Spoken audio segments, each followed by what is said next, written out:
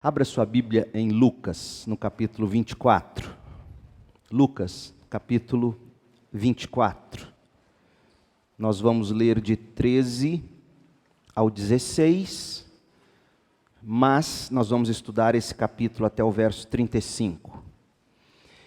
E este que é o domingo da ressurreição, domingo em que celebramos a ressurreição de forma especial por causa da Páscoa, eu quero olhar com você para este texto que narra a história dos dois discípulos no caminho para Emaús, deixando Jerusalém, voltando para casa.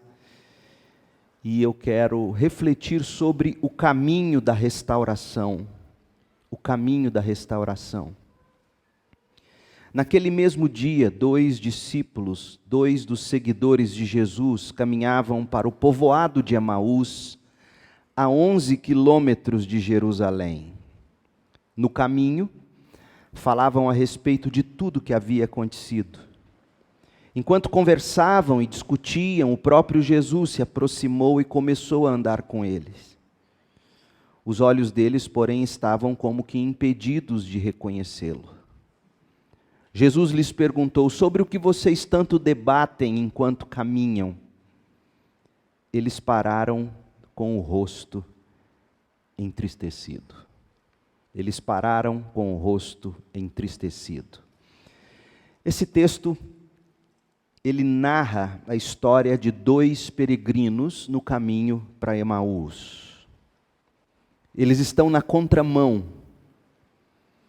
Eles estão peregrinando no sentido em que não deveriam estar peregrinando. Eles estão deixando Jerusalém, eles estão voltando para casa, eles estão totalmente arrasados com a experiência que eles tiveram nos últimos dias lá na capital sagrada dos judeus. E fica ainda mais intrigante essa história quando nós nos damos conta de que aqueles peregrinos no caminho para Emaús estavam desistindo ou voltando para casa no mesmo dia em que Jesus Cristo havia ressuscitado. Diz o verso 13, naquele mesmo dia, no mesmo dia da ressurreição, era domingo da ressurreição, era final de tarde, o céu estava entornando no poente, chamando para o palco a noitinha que começaria a colocar um fim naquele que foi o maior de todos os dias da história, o dia em que Jesus Cristo venceu o pecado, a morte e ressuscitou dentre os mortos. A pergunta é: o que havia acontecido com aqueles peregrinos? Por que eles, em vez de celebrarem, eles estavam retornando cabisbaixos para casa? O que aconteceu com eles? Por que a desistência? Como Jesus foi ao encontro deles, já que nós vamos perceber, vamos ler e veremos que o Senhor Jesus foi ao encontro deles, tratou deles, cuidou deles. Como Jesus fez isso naquele caminho, como Jesus restaurou aqueles dois peregrinos no caminho para Emaús. Este eu quero chamar de o caminho da restauração, porque Deus é assim, Cristo é assim. Ele vai ao nosso encontro, mesmo quando nós estamos desistindo dele. Estes dois estavam desistindo de tudo que haviam crido, e nós veremos como e porquê. Hoje, nesta que é noite de Páscoa, eu convido você a caminhar comigo ao lado desses dois homens. Eu quero que você e eu estejamos com os nossos olhos no coração desses discípulos. Além de ter os olhos no coração dos discípulos, vamos também manter os olhos na forma como Jesus tratou do coração deles. Por uma razão. Pode ser que você esteja também, de alguma maneira, assim como eles, arrasado, decepcionado, frustrado, entristecido, desistindo, voltando para casa. E pode ser que você precise de restauração para a sua alma. Talvez o seu cristianismo tenha perdido a graça e o sabor, como havia acontecido para aqueles dois. E nesta noite, junto com os discípulos no caminho para Emaús, minha oração é que você encontre o caminho da restauração, ao dar de cara com o Cristo ressurreto, porque foi isso que aconteceu. Nós vamos peregrinar com esses discípulos ao longo dessa estrada e nós vamos fazer 4 paradas. A primeira parada é para nós contemplarmos a situação deles. A segunda parada é para nós vermos a cosmovisão deles, ou como eles enxergavam a vida cristã, como eles enxergavam a vida como um todo, que lentes eles tinham quando eles olhavam para Jesus. Porque, como veremos, foi a cosmovisão equivocada deles que fez eles chegarem à situação que chegaram. A terceira parada vai nos mostrar como Jesus tratou ou ministrou na vida deles. E a última parada vai mostrar para nós como eles ficaram, que fruto eles colheram desse tratamento de Deus na alma deles. Então, a situação dos discípulos, a cosmovisão dos discípulos, a atuação de Jesus na vida dos discípulos e a restauração deles. Vamos lá, a situação dos discípulos. Veja o verso 13, e você vai perceber que eles estavam decepcionados com a experiência que eles tiveram em Jerusalém. É interessante porque Lucas faz questão de nos dizer que naquele mesmo dia, 2 dos discípulos ou 2 dos seguidores de Jesus caminhavam para o povoado de Emaús, a 11 quilômetros de Jerusalém. Esses homens haviam começado a seguir Jesus com uma expectativa. E quando eles não viram a expectativa ser realizada, eles se decepcionaram, eles desistiram de tudo. Eles decidiram voltar para casa, voltar para Emaús, e é importante nos lembrarmos de que eles estavam decepcionados e desistindo de continuar em Jerusalém no único dia em que eles não deveriam desistir. Olha o verso 12, que antecede o texto que nós lemos. Verso 12, mas Pedro se levantou e correu até o túmulo. Abaixando-se, olhou atentamente para dentro e viu os panos de linho vazios. Então voltou para casa, admirado com o que havia acontecido. Pedro tinha visto o túmulo vazio. E o nosso texto diz que naquele mesmo dia, dia do túmulo vazio, esses homens estavam decepcionados. Gente, no dia da ressurreição, em vez de celebrarem, em vez de se alegrarem, em vez de se regozijarem, esses homens decidiram peregrinar 11 quilômetros, 2 horas de viagem a pé, entre Jerusalém e a cidade deles. Viajar numa estrada cheia de pedras, viajar no final do dia, quando não era hora para se viajar. Em outras palavras, a maior mensagem que a história da humanidade jamais ouviu não comoveu aqueles homens. Aliás, quando eles ouvem dizer da boca das mulheres e de Pedro que Jesus havia ressuscitado, eles devem ter pensado algo do tipo: isso é conversa de fanático, essa história de Jesus ter ressuscitado. A história do Cristo ressurreto não foi o bastante para fazê-los ficar em Jerusalém. Cristo ter vencido a morte não foi capaz de segurar esses homens na igreja, eles estavam voltando decepcionados para casa. E a decepção desses peregrinos, ela vai se agravando na medida em que eles ficavam debatendo e remoendo tudo o que viram acontecer em Jerusalém. Porque é assim que age a pessoa decepcionada. Olha o que diz o verso 14. No caminho, falavam a respeito de tudo o que havia acontecido. Enquanto conversavam e discutiam, o próprio Jesus se aproximou e começou a andar com eles. Gente, impressiona como as pessoas que estão de alguma forma decepcionadas, como essas pessoas tentam encontrar conforto em conversas. Através de palavras lançadas ao vento, através de buchicho, de conversinhas. Muitos até ficam teologizando, justificando-se em suas próprias palavras, desculpas, falsas concepções. É o que esses homens estão fazendo.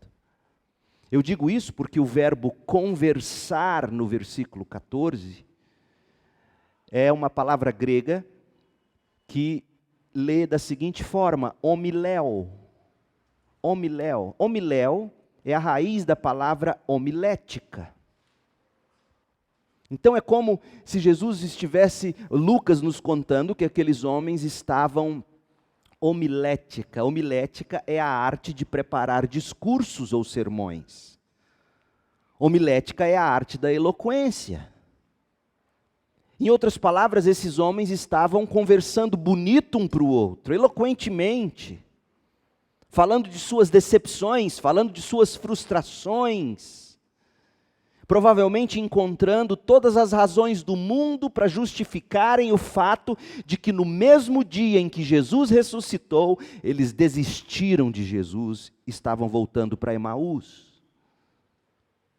No verso 17, quando Jesus se aproxima e lhes faz a pergunta: sobre o que vocês tanto debatem enquanto caminham? O Senhor, com essa expressão, com esse verbo que a NVT usa, debater, o Senhor nos atesta do que se tratava aquele diálogo no caminho para Emaús. Eles ficavam jogando palavras um para o outro, jogando logos, porque é o verbo para conversar, jogando, debatendo, fazendo um frescobol de palavras, um jogando palavra para o outro, palavras desperdiçadas. É isso que Jesus está dizendo. Como é que vocês ficam desperdiçando logos, palavras, enquanto vocês caminham? Eles conversavam bonito, eles se justificavam, eles debatiam, buscavam encontrar conforto nas suas desculpas, mas Jesus chama isso tudo de papo furado. Tanto é assim que eles ficaram irritadíssimos com Jesus. Quando Jesus pergunta para eles: por que vocês estão aí debatendo enquanto caminham? Olha como eles respondem Jesus. O texto diz no verso 17: sobre o que vocês tanto debatem enquanto caminham? A Bíblia diz que eles pararam com o rosto entristecido. Então um deles, chamado Cleopas, esse Cleopas era alguém famoso, porque o nome dele é citado, e o do outro não é citado. Agora, que homem famoso era esse, nós não sabemos. Alguns conjecturam achando que Cleopas era irmão de Lucas, que escreveu o Evangelho, mas é conjectura. Então Cleopas respondeu, e a resposta que Cleopas dá à pergunta de Jesus é uma resposta meio sem educação. Porque ele não gostou da forma como Jesus abordou a conversa deles. E aí ele diz: você deve ser a única pessoa em Jerusalém que não sabe das coisas que aconteceram lá nos últimos dias. Gente, nesses versículos 17 e 18, pipocam dois outros sintomas. O primeiro nós vimos, decepcionados. O segundo nós vimos, eles ficam debatendo, eles ficam julgando palavras fora. Mas o verso 17 nos diz que eles estavam profundamente tristes. Tristes e céticos, como diz o verso 18. Você deve ser a única pessoa que não sabe das coisas que aconteceram lá nos últimos dias. Mas quando eles colocam dessa maneira, eles estão dizendo: você é o único que não sabe daquela conversa fiada de que Jesus ressuscitou. Porque eles estão voltando. A conversa que corria de boca em boca era de que Jesus havia ressuscitado. Olha o que diz os versos 22 a 25. Algumas mulheres, eles estão falando com Jesus, eles estão contando. Algumas mulheres do nosso grupo foram até o túmulo hoje, bem cedo, e voltaram contando uma história surpreendente. Como assim surpreendente? Jesus havia predito a sua ressurreição. Mas eles chamam de surpreendente, para não dizer mentirosa. disseram que o corpo havia sumido e que viram anjos que lhes disseram que Jesus está vivo. Ora, alguns homens do nosso grupo correram até lá para ver, e de fato tudo estava como as mulheres disseram, mas não viram Jesus. Então Jesus lhes disse: como vocês são tolos, como custam a entender o que os profetas registraram nas Escrituras. Gente, o boato corria na cidade, e em vez desses homens compararem o boato das mulheres, de Pedro, dos demais, em vez de comparar tudo isso com o testemunho dos profetas, com a Bíblia, esses homens ficaram jogando conversa fora um para o outro. Ficaram ouvindo as vozes da cidade, as vozes dos céticos, provavelmente as vozes daqueles, porque corria também esse boato, de que gente do grupo de Jesus havia roubado o corpo de Jesus e espalhado a mentira de que ele tinha ressuscitado. Esses homens, de alguma maneira, haviam comprado a ideia do boato. Existia uma lenda entre os judeus que dizia que depois que uma pessoa morre, leva 3 dias para o corpo dela chegar ao Sheol, a habitação dos mortos. Então, alguns comentaristas dizem que esses 2 discípulos esperaram os 3 dias para ter certeza que Jesus tinha chegado no Sheol. Mas aí, quando contaram que o corpo sumiu e que ele havia ressuscitado, eles ficaram possessos de raiva. Decepcionados, voltam para casa, falando grosso, falando bonito, justificando a tristeza e a decepção deles. Mas tem algo pior acontecendo com eles. Narra-nos os versos 15 e 16. Eles não conseguiam enxergar Jesus. Esse era o grande problema deles.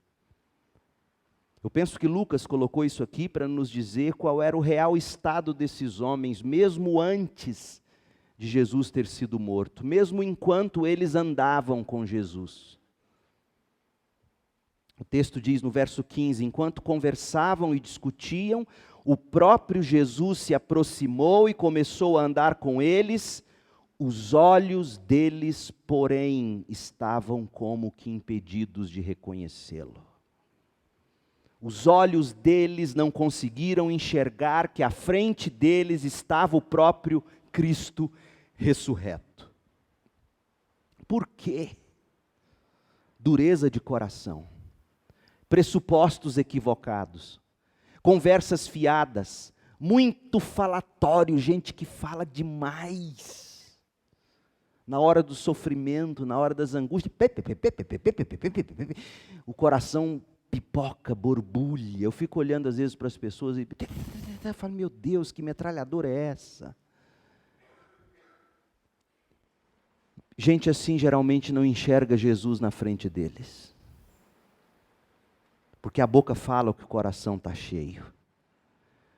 Aqueles homens se sustentavam com conversa fiada, com palavras vazias, sem nenhuma sustentação bíblica. Viviam de suas próprias desculpas, de suas opiniões pessoais, do boato da cidade, superstições e outras coisas, mas tudo isso junto impedia eles de verem a verdade, Cristo ressurreto na frente deles. Esse é o estado triste de muita gente, que inclusive frequenta igreja e se diz evangélica. Gente que não enxerga Jesus andando com eles. Então essa é a situação desses homens. Eles estavam desistindo da fé, decepcionados, justificavam-se com conversas jogadas fora, tristes, profundamente tristes, completamente levados pela opinião pública, supersticiosos. E ainda pior, seus olhos não eram capazes de ver Jesus. É muito triste. E a pergunta então que se deve fazer nesse ponto é, como é que alguém chega nesse ponto? Como é que alguém chega nesse ponto? Alguém que andava com Jesus, eles tinham deixado Emaús, eles não moravam mais em Emaús, eles eram um dos discípulos de Jesus. Como é que eles chegaram nesse ponto? De duvidarem daquilo que Jesus tanto reafirmava para eles, que ele morreria, seria sepultado, mas ressuscitaria e etc. Como que eles chegaram lá? Quando nós olhamos para a conversa deles, nós descobrimos que o problema dos discípulos do caminho de Emaús é que eles enxergavam a vida cristã de uma forma errada. Eles enxergavam Jesus de um jeito equivocado. A cosmovisão deles, a visão de mundo deles era errada, e tem muita gente assim, que se decepciona com Jesus porque enxerga Jesus do jeito errado. Meu povo, as palavras de uma pessoa revelam o coração delas. Por isso que a gente tem que tomar cuidado com o que fala. Palavras revelam o coração. E o que a gente ouve dos lábios desses homens em resposta às perguntas que Jesus faz 2 breves perguntas para eles, uma no verso 17, uma no verso 19. Breves perguntas, e eles respondem com uma tonelada de conteúdo e de significado que nos permite enxergar como aqueles homens viam Jesus. E que por causa daquela visão equivocada, eles se decepcionaram no dia em que eles deveriam celebrar. Olha a pergunta que Jesus faz no verso 17. Jesus lhes perguntou: sobre o que vocês tanto debatem enquanto caminham? E aí eles respondem, eles pararam entristecidos. Então um deles, chamado Cleopas, respondeu: você deve ser a única pessoa em Jerusalém que não sabe das coisas que aconteceram lá nos últimos dias. Que homem estúpido! Como nós somos como ele? O próprio Jesus faz a pergunta e eles respondem, resmunga. Aí Jesus, que tem senso de humor, mesmo quando está tratando da gente, faz uma pergunta genial no verso 19. Que coisas? A Bíblia, a gente não consegue, os evangelhos não narram para nós Jesus dando risadas, infelizmente. Ele deve ter dado boas risadas. Mas aqui é capaz que a gente vê aquele sorrisinho meio, sabe aquele, eu vou usar a palavra, mas me perdoem se eu estiver pecando, mas sabe aquele sorrisinho meio cínico? Que coisas? Que coisas? Perguntou Jesus. As coisas que aconteceram com Jesus de Nazaré, responderam eles. E aí eles metralham um monte de detalhes que nós vamos ver daqui a pouco, e que revelam, de fato, como é que eles criam em Jesus, equivocadamente, como a maioria das pessoas hoje que estão abandonando igrejas decepcionadas com a fé. Decepcionadas com Jesus, quando chega o problema, quando chega a dificuldade, ficam com raiva de Deus. Por quê? Porque olharam para Jesus do jeito errado. A cosmovisão foi errada. Primeira coisa que a gente vê aqui. Eu vou dar nomes difíceis para alguns, para outros nem tanto, mas eu vou tentar mastigar isso.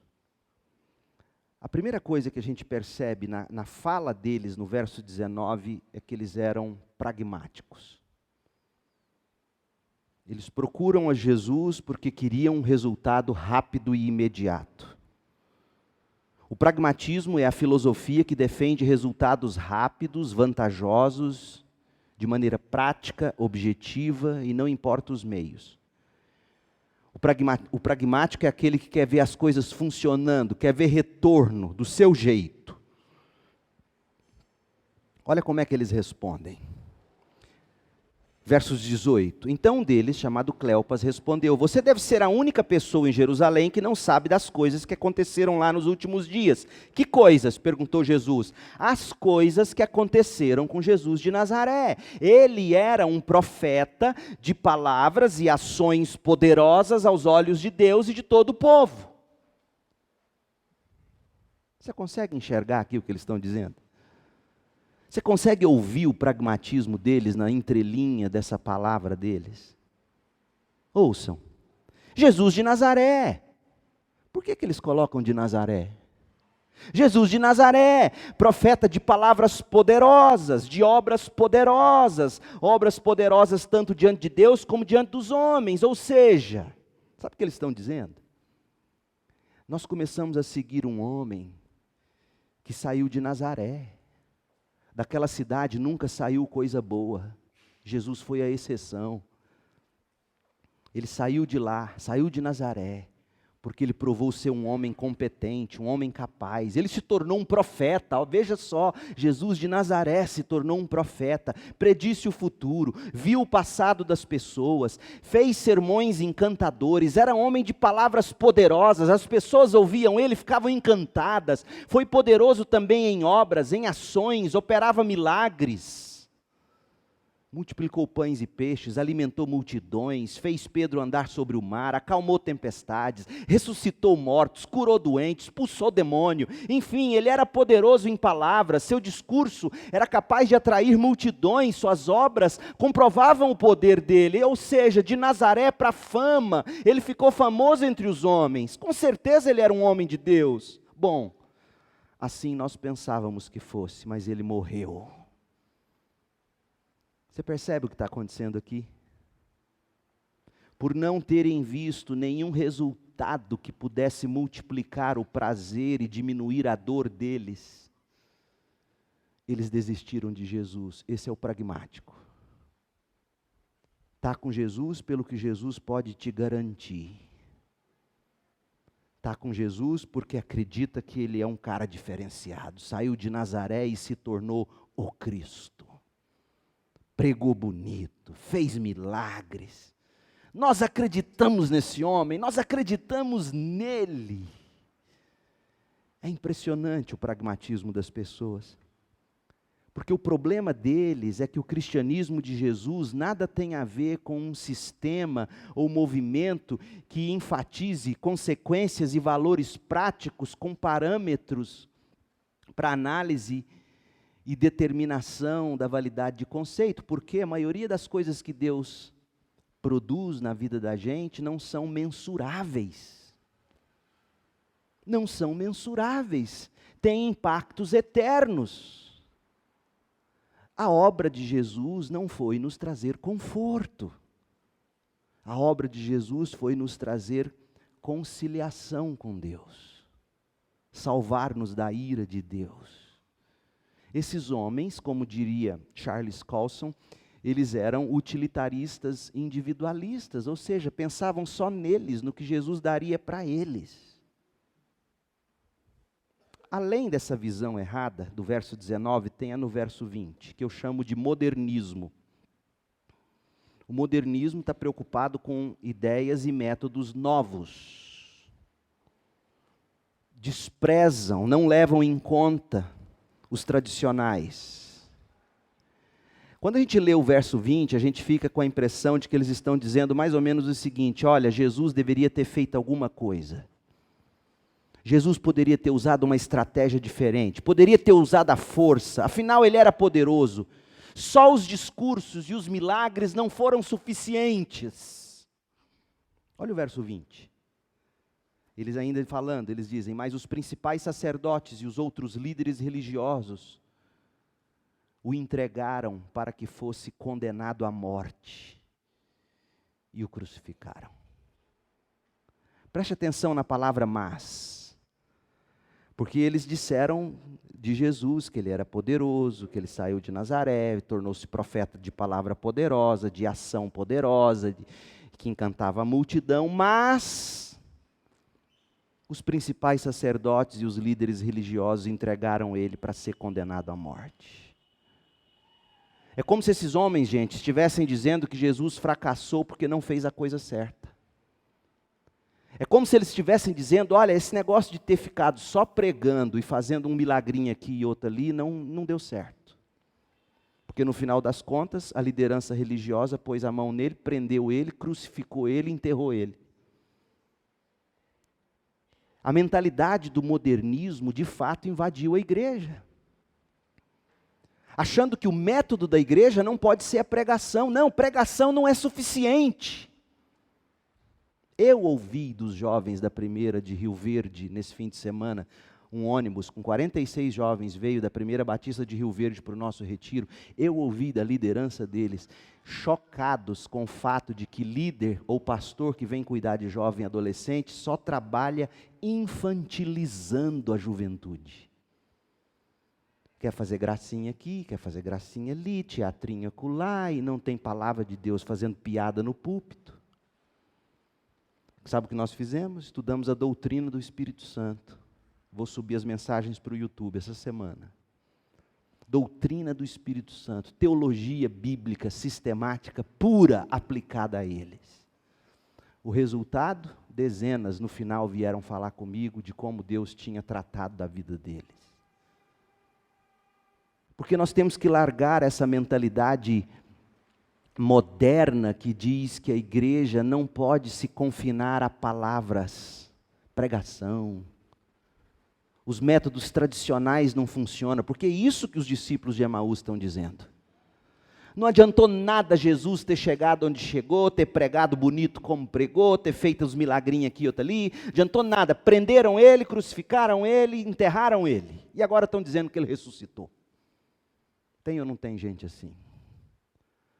Achando que o que a gente precisa de Jesus não é a palavra do Evangelho que salva e edifica.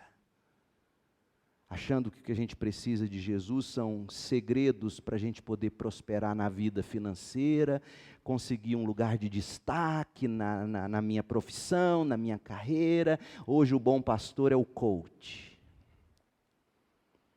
Deus me defenda disso, que Deus me leve antes de me tornar um desses. Eles são pragmáticos, são moderninhos demais da conta, mas em terceiro lugar, eles são materialistas. Verso 21, o materialismo é a tendência de nos preocuparmos mais com coisas, possessão material, conforto físico, do que com santificação. Olha o verso 21. Aqui no verso 21, eles revelam o coração deles de um jeito mais claro impossível. Porque olha o que de fato eles esperavam de Jesus. Tínhamos esperança de que ele fosse aquele que resgataria Israel. Isso tudo aconteceu há 3 dias. Tem 3 dias que a nossa esperança foi sepultada com Jesus. Esses homens estão decepcionados. Sabe o que eles queriam de Jesus? Eles queriam de Jesus o que os discípulos dizem para Jesus quando Jesus aparece para eles lá em Atos 1:6. Então os que estavam com Jesus lhe perguntaram, Jesus ressurreto aparece para eles lá em Atos 1:6, Senhor, será esse o momento, já que o Senhor ressuscitou, será esse o momento que o Senhor vai restaurar o reino de Israel? Ou seja, o que eles queriam? Eles queriam ter supremacia sobre Roma. Eles queriam prosperidade, força militar. Eles queriam que Israel se tornasse conhecida de novo como a grande nação que um dia foi nas mãos, por exemplo, de Salomão, onde rainha de outros reinos vinham ouvir o nosso rei, que é o mais sábio de todos na terra. Era isso que eles queriam. Um pastor inteligente, um presidente crente que pusesse Roma debaixo do pé. Eles queriam o céu na terra. E por isso Mateus vai dizer que nosso é o reino dos céus. Os outros evangelhos chamam o reino de Deus. Mateus não. Mateus chama de reino dos céus. Por quê? Porque Mateus está escrevendo para judeu. E judeu esperava que o reino de Deus fosse estabelecido na terra. E Mateus, que agora estava com os olhos abertos, enxergando a realidade, diz, não, o reino de Deus não é na terra, o reino de Deus é no céu. Bem-aventurados os humildes, os pobres em espírito, porque deles é o reino do céu. Mas a igreja de Jesus, ela quer espaço político. Ela quer ter voz profética na sociedade e vivendo um caráter totalmente deprimente de se descrever. São esses homens. A esperança da maioria das pessoas nos templos evangélicos é a mesma esperança desses homens decepcionados aqui no caminho de Emaús. A esperança deles é que Jesus venha, entre na vida deles, na carreira deles, na família deles, e faça-os prosperar aqui e agora. E aí, quando Jesus não faz isso, eles se decepcionam, se amarguram e dizem o mesmo. Tem 3 dias que o nosso sonho foi sepultado com esse Jesus de Nazaré. E você não sabe o que estão falando lá na cidade? Meu Deus, eles estão de cara com o próprio Cristo. Tem ou não tem gente assim, meu povo? Observe as pessoas que se decepcionam com a fé, que se decepcionam com Deus, que se decepcionam com a igreja. É gente pragmática que quer resultado agora. É gente moderna demais que acha que os métodos da igreja não vão segurar jovens. Eu desafio você a procurar qualquer igreja batista na nossa cidade e ver se tem uma juventude mais forte que a nossa. Eu desafio você. E pergunto o que nós estamos dando para eles. Bíblia, oração, palavra de Deus. E minha esperança é que perseverem, porque eu sou do tipo antigo. É a palavra de Deus ensinada e aplicada à realidade da vida que transforma moleques em homens, meninas em mulheres de Deus. E a última coisa que a gente vê sobre esses homens, eles eram racionalistas. Ou seja, não cabia no que eles entendiam como racional, eles abandonavam. Racionalistas. Não fazia sentido essa história de Jesus ressuscitar. Olha o que diz o verso 22. Algumas mulheres do nosso grupo foram até seu túmulo hoje bem cedo. A gente leu a narrativa no início. O Orlando projetou para nós. Algumas mulheres de nosso grupo foram até seu túmulo hoje bem cedo e voltaram contando uma história surpreendente. Disseram que o corpo havia sumido e que viram anjos que lhes disseram que Jesus estava vivo. Alguns homens do nosso grupo correram até lá para ver e de fato estava tudo como as mulheres disseram, mas não o viram. É óbvio, ele ressuscitou. Sabe o que esses homens estão fazendo? Eles estão desacreditando da palavra de pessoas com quem eles andaram por um bom tempo. Depois que eles começaram a andar com essas mulheres que deram a notícia de que o corpo não estava lá e de que o anjo tinha dito que Jesus ressuscitou, esses homens provavelmente nunca ouviram uma mentira da boca dessas mulheres, nunca ouviram uma mentira da boca de Pedro. Esses homens andando com eles, nunca viram esses discípulos pisarem em falso. E agora, porque não cabia na razão deles a ideia de que Jesus ressuscitou, eles estavam colocando em xeque o testemunho e a palavra dessas mulheres e dos discípulos. Essa é a loucura do homem totalmente racional. Gente que não acredita, porque não viu, e gente que não acredita, porque não cabe aqui na cabeça deles. Gente assim se decepciona com Deus. Então, esse é o estado deles, decepcionados, tristes, se confortando com as suas próprias palavras jogadas ao vento. Por quê? Porque não enxergavam Jesus do jeito certo. A solução, se é o seu caso, de decepção com Deus ou com a fé, passa essencialmente pela forma como você enxerga Jesus. Ou você corrige esse foco, ou diante da primeira dificuldade que Deus não te atender, você deixa Deus. Como é que Jesus trata deles? Jesus é tremendo. Em primeiro lugar, Jesus se aproxima deles. Jesus vai lá onde eles estavam.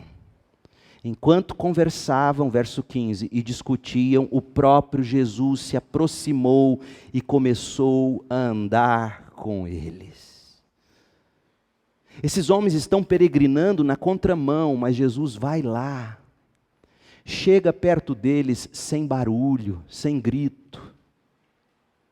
Sem dizer, ô Cleopas, olha eu aqui, rapaz. Não, caladinho. Anda com eles, assim é Jesus com a gente. Você está lá, jogando conversa fora e Jesus ali te ouvindo, andando com você. O problema, tantas vezes, não é que Deus se afasta de nós. Ele nunca se afasta de nós. É a gente que para de vê-lo, de enxergá-lo. Para mim, essa é uma das narrativas mais lindas da Bíblia. Porque Jesus vem onde nós estamos mais doloridos. Se junta a nós e caminha conosco. E mais, se submete à nossa ignorância. Porque foi isso que Jesus fez. Quais coisas? Se submete aos nossos desaforos. Você é o único que não sabe. Não dá bronca, não retruca. Se submete às nossas cegueiras, os olhos deles não viram Jesus. Esse é o nosso Senhor, que se aproxima de nós na hora de maior dor. E se não é a maior dor, nós não sentiríamos o Senhor como nós o sentimos na hora de maior dor. O Senhor que vem, se junta, se aproxima, engole nossos desaforos, escuta nossa descrença, nosso cinismo, nossa revolta, escuta nossa conversa jogada fora e não perde a paciência. Jesus está fazendo isso com você agora, nesse seu momento de maior dor. Está do seu lado, andando com você, escutando cada palavra, contando cada lágrima. Ele não te abandona no seu caminho de decepções. Segunda coisa que Jesus faz, Jesus começa a interagir com os discípulos. O verso 16 diz que os olhos deles estavam cegos, impedidos de reconhecê-lo. E Jesus pergunta, já que os olhos estão cegos, olha a estratégia de Jesus, já que eles não me veem, deixa eu colocar a língua deles para falar.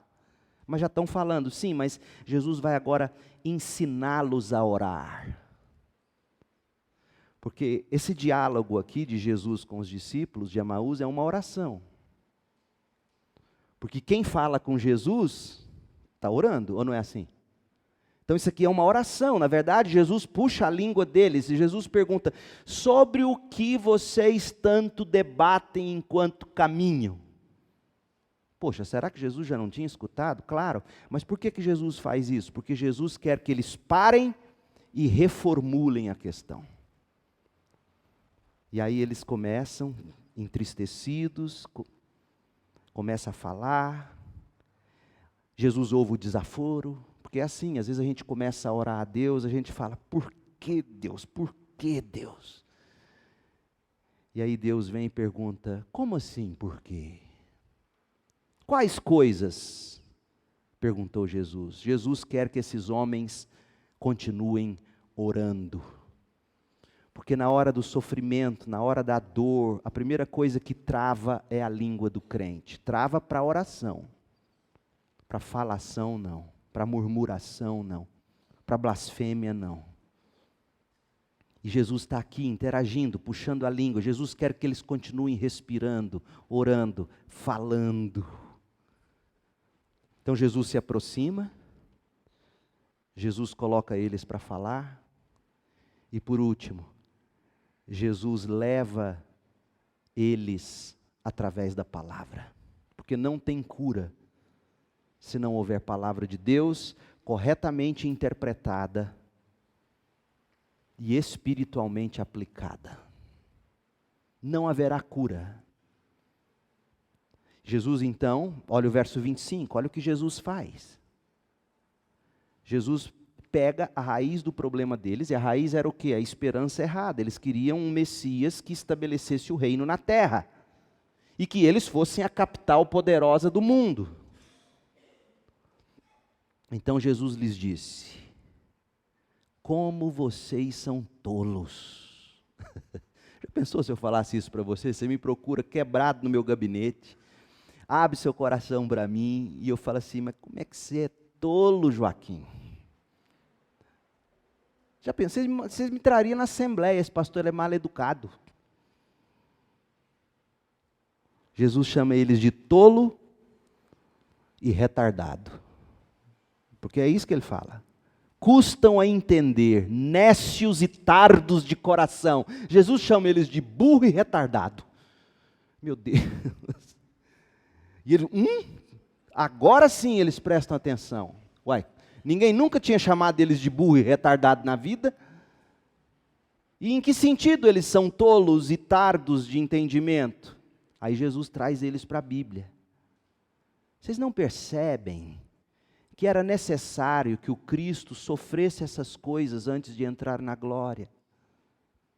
Vocês não percebem que alguém tinha que morrer pelo pecado, alguém tinha que ser sepultado?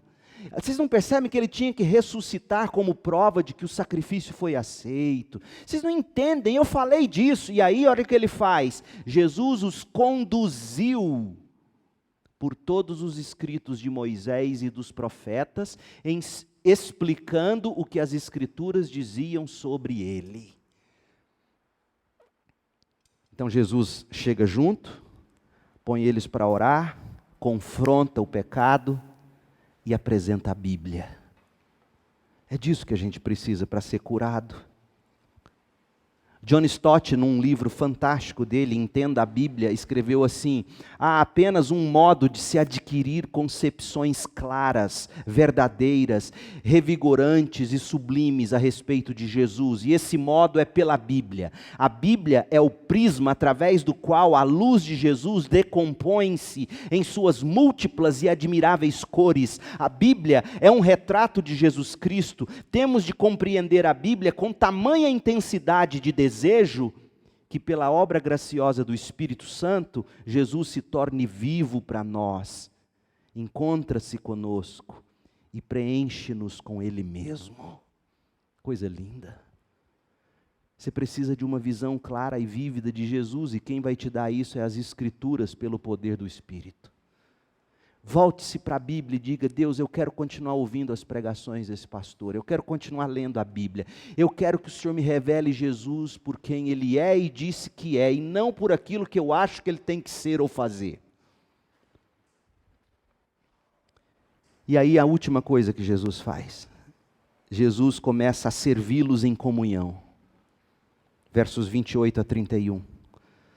Aproximando-se de Emaús, o destino deles, Jesus fez como que seguiria a viagem. Jesus fez de conta que não ia ficar, que ia embora, ia seguir adiante. Mas eles insistiram. Pelo jeito, chamá-los de tolos e retardado deu certo. Ensinar a Bíblia para eles deu resultado. E aí eles insistiram: fique conosco essa noite, já é tarde. Em outras palavras, queremos ouvir mais. E Jesus foi para casa com eles. Quando estavam à mesa, Jesus tomou o pão, abençoou e depois partiu e lhes deu. Então os olhos deles foram abertos e o reconheceram. Olha aqui para mim. Sabe como é que eles reconheceram Jesus? Quando Jesus pega o pão, olha aqui minha mão. Quando Jesus parte o pão, eles veem os cravos. É o Cristo. Seus olhos se abrem. E Jesus então some da presença deles. Por que Jesus sumiu da presença deles? Porque agora sim a Bíblia tinha feito sentido. E o que eles precisavam, eles já tinham. Fé na Bíblia. Jesus poderia sumir. Porque Jesus andou com eles enquanto foi necessário, e Jesus se revelou a eles de forma corpórea e física, enquanto foi necessário para eles terem os olhos abertos. No momento em que os olhos se abriram pela palavra, nesse tempo de comunhão com Jesus, Jesus diz: agora vocês conseguem andar sozinhos. Então é assim que Jesus trata da gente. Jesus se aproxima, Jesus nos coloca a orar, Jesus nos ensina a Bíblia, e Jesus instiga comunhão conosco. Jesus quer estar conosco. Eis que estou à porta e bato. Se vocês abrirem, eu entro, ceio com vocês, sirvo vocês, diz Jesus em Apocalipse 3:20. O que você está esperando para não deixar isso acontecer? Esses homens foram restaurados. Esses homens mudaram. A Bíblia diz que eles recobraram o interesse pela palavra de Deus, porque o verso 28 diz que Jesus fez que ir adiante e eles disseram: não, fica conosco. Os olhos se abriram, Jesus desapareceu, e olha o que eles disseram um para o outro: marca aí, porque se eu cair morto amanhã, esse é o versículo que eu quero que vocês coloquem no meu túmulo. Presta atenção. Marca aí, tesoureiro. A Cris já deveria saber. Olha o que eles falam um para o outro. Disseram um ao outro: não ardia o nosso coração quando ele falava conosco no caminho e nos expunha, nos explicava as Escrituras. Esses homens voltaram a ter fogo no coração, porque a Bíblia foi explicada. A Bíblia foi ensinada, e na medida em que ela fazia sentido para eles, o coração voltou a acender a chama que estava apagando, fumegando, sabe, lamparina apagando. Jesus com a palavra foi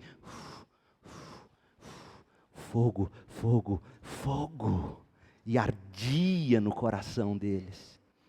Esses homens na mesma hora se levantaram, voltaram para Jerusalém, encontraram os 11 discípulos, os outros estavam ali com eles, e disseram: é verdade, o Senhor ressuscitou, o Senhor apareceu a Pedro.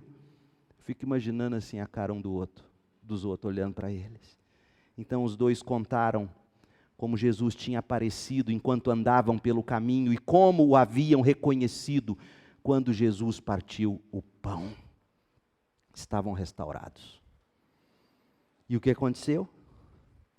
A presença de Jesus, oração, palavra de Deus aplicada, explicada, Jesus à mesa em comunhão conosco.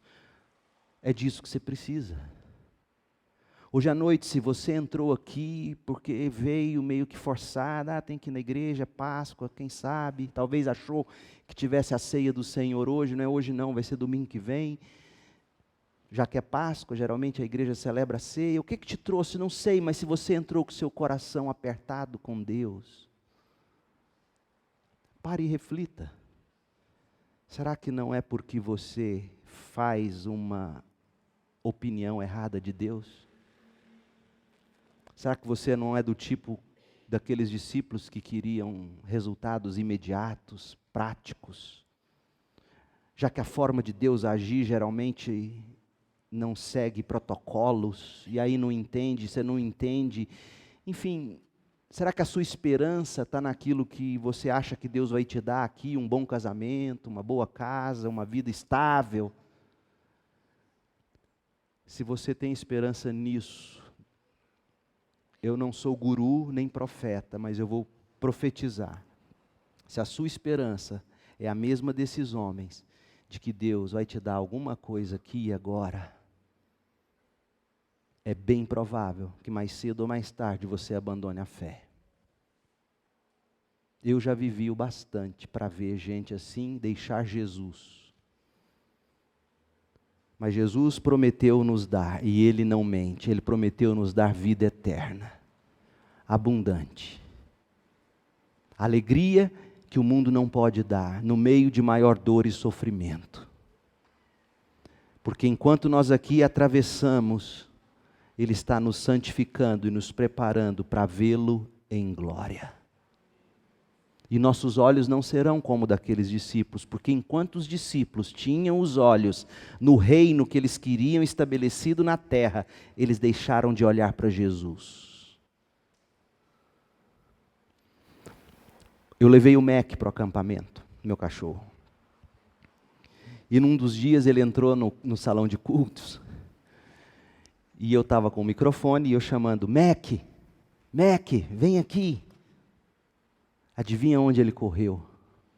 Na caixa de som. Mac, vem cá. E ele cheirando a caixa de som. Por quê? Porque o som saía. Tem muito crente assim, olhando para Jesus na caixa de som. E Jesus dizendo: vem aqui.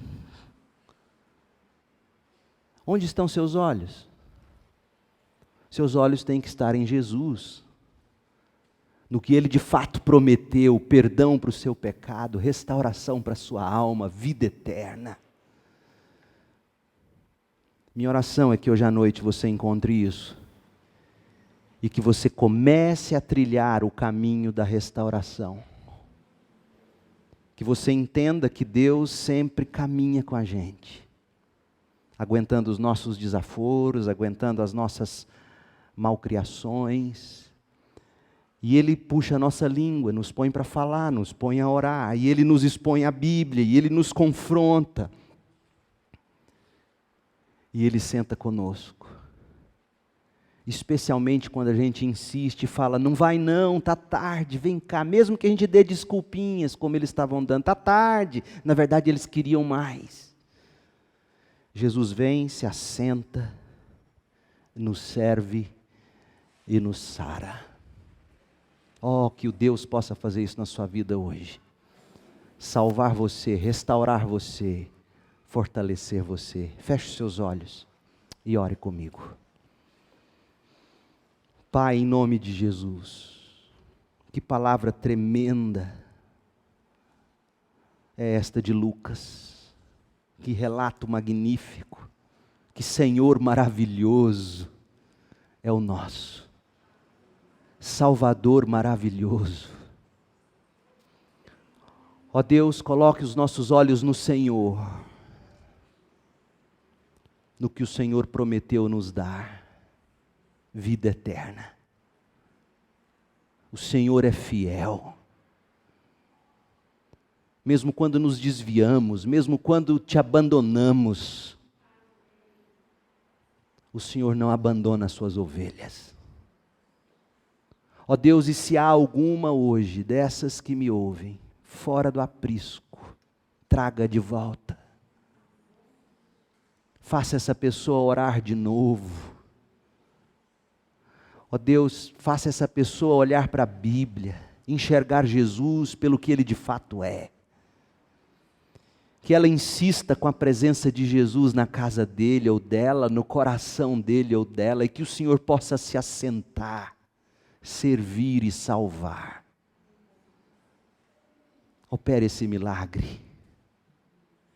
Que esta seja a noite do início do caminho da restauração. Em nome de Jesus. Amém. Deus te abençoe com graça e paz.